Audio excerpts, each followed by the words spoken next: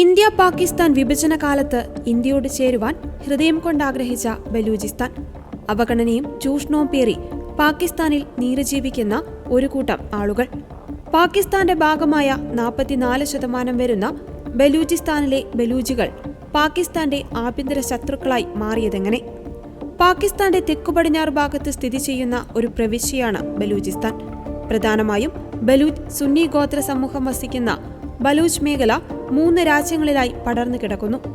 പടിഞ്ഞാറൻ മേഖലയായ സിസ്തൻ ബലൂചിസ്ഥാൻ ഇറാനിലും ഒരു ഭാഗം പാകിസ്ഥാനിലും വടക്കൻ മേഖല അഫ്ഗാനിസ്ഥാനിലുമായി വ്യാപിച്ചു കിടക്കുന്ന ബലൂചിസ്ഥാൻ പാകിസ്ഥാനിലെ 4 പ്രവിശ്യകളിൽ ഏറ്റവും വലുതാണ്.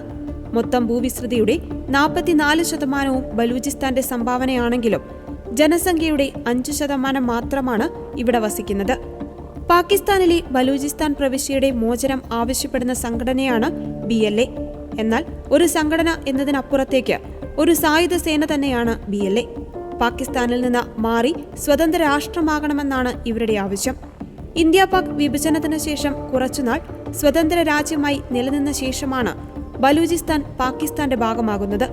1948 അതിർത്തി ഗാന്ധി എന്നറിയപ്പെടുന്ന ഖാൻ അബ്ദുൾ ഗാഫർ ഖാൻ ബലൂചിസ്ഥാനെ പാകിസ്ഥാനുമായി കൂട്ടിച്ചേർത്തത്.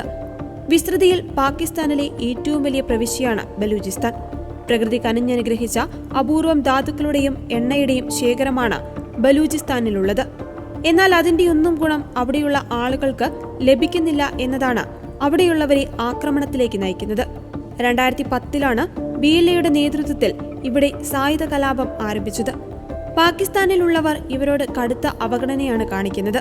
ഇതാണ് ജീവൻ കൊടുത്തും പാകിസ്ഥാനെതിരെ പോരാടാൻ ഇവരെ പ്രേരിപ്പിക്കുന്നത്. ഭരണത്തിൽ പ്രാധാന്യം കൊടുക്കാതെ പഞ്ചാബികൾ ഇവരെ അടക്കി ഭരിക്കുന്നു. സ്വർണം, പ്രകൃതിവാതകം, ഇരുമ്പ് എന്നിവ കൊണ്ട് ഇവിടം സമ്പുഷ്ടമാണെങ്കിലും 71% വരുന്ന ആളുകളും കൊടും ദാരിദ്ര്യത്തിലാണ്. ബലൂചിസ്ഥാനിൽ ധാരാളമായുള്ള ധാതുക്കൾ ചൈനീസ് ഇടനാഴി എന്ന പേരിൽ പാകിസ്ഥാൻ ചൈനയുമായി ചേർന്ന് ബലൂചിസ്ഥാനിൽ നിന്ന് മാറ്റുന്നു. അവഗണനയും ചൂഷണവും മാത്രമല്ല, 10 വർഷത്തിനിടെ കാണാതായത് 7000-ഓളം ബലൂജികളെയാണ്. 2700 എന്നതാണ് ഔദ്യോഗിക കണക്ക്.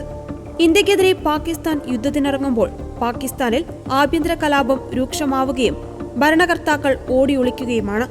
അധിക മണിക്കൂറുകൾ കൂടി പാകിസ്ഥാന് ഇന്ത്യക്ക് മുന്നിൽ പിടിച്ചു നിൽക്കാനാവില്ല എന്നത് ഉറപ്പുള്ള കാര്യമാണ്. അതേസമയം പാകിസ്ഥാനിനുള്ളിൽ തന്നെയുള്ള ആഭ്യന്തര കലാപം പാകിസ്ഥാന് കനത്ത വെല്ലുവിളി തന്നെയാണ് സൃഷ്ടിച്ചിരിക്കുന്നത്.